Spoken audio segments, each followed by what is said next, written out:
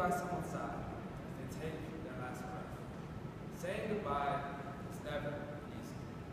Euthanasia, often referred to as physician-assisted suicide, is the mercy killing of an incurable patient who is often in extreme pain. Some view it as a way to ease the grieving process, while others view it as tragic. It has its viewing near-death patients as dollar signs instead of people. It forces us to prematurely say, "Goodbye.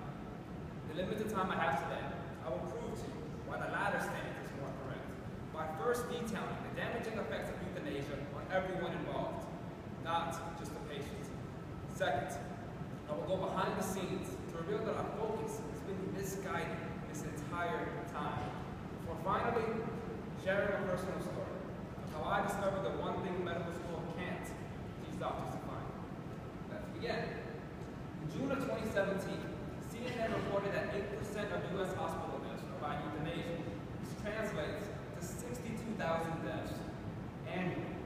And while this number may seem meager compared to the millions that occur through other causes, you must not forget that every single one of those 62,000 is someone's child, someone's grandchild, and possibly someone's parent or sibling.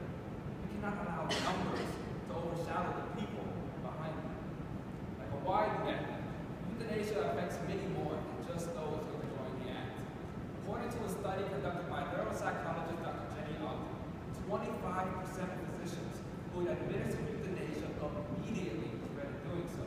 46% regretted the act after informing the family. 10% took a break from practicing medicine, sometimes permanently. For those closest to the patients, the effects were even more dramatic.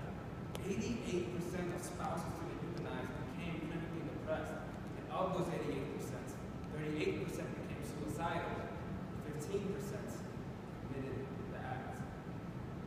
According to a survey conducted by Psychology Today in March of 2018, the second biggest reason patients request euthanasia is because they fear that they will become a burden. If only they knew the true consequences of their request, and how the burden of grief placed upon their loved ones is only amplified if they quicken the process through euthanasia. Euthanasia was created with rather good intentions. In reality, it's only a reminder of how unprepared and afraid we are. The reality of death. According to the CDC, billions of dollars are put into cancer research every single year, but less than 5% of those funds are put into terminal cancer. By putting so little into terminal research, we are asking for incurable patients. And I'm not saying that our medical professionals aren't working hard enough, but the numbers don't lie. Death is the unknown fear nobody wishes to address, not even those who have dedicated their lives to preventing it. This needs to change. And it begins with us, because we need to speak up and demand that terminal research receive the funding and attention it deserves. Because we need to focus on killing the disease, not the patients. According to the previously mentioned Psychology Today survey, the biggest reason patients request euthanasia is because they are going through intense and indescribable pain. But 98% of the time, the pain isn't physical, it's psychological. After all, the desire for euthanasia is a desire for death, which is the definition of suicidal. Our near-death patients need mental and emotional help as well, not just physical. According to the study, only 7% of terminally ill patients receive psychiatric care. The reason for the low percentage, they never thought about it.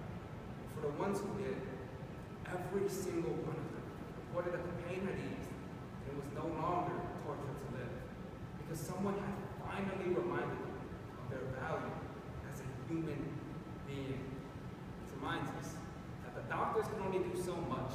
The key to reducing and ending euthanasia lies with us, because we are the patient's friends, family, and loved ones. We are the ones who need to give them a reason to live. And if they desperately beg for release, we cannot give in. Because if you saw a toddler who wanted to run into the fire, would you not hold them back, even if it made them cry? Tough love saves lives. Because if we aren't willing to push and scream and fight for them to live, then neither will they. I chose euthanasia as my topic speak from personal experience. My grandpa was diagnosed with terminal lung cancer. Dr. Boyd only gave him 3 months to live. He even suggested euthanasia. That was 5 years ago. And while I still view my grandpa's recovery as a miracle, cases like his actually aren't that rare. In an article entitled The Placebo of Life, Dr. Elizabeth Lamont reports that over 70% of physicians' prognosis of death are grossly inaccurate, 57% by over a week, 30% by months, and 13% by years. Because it is impossible to accurately measure someone's will to live.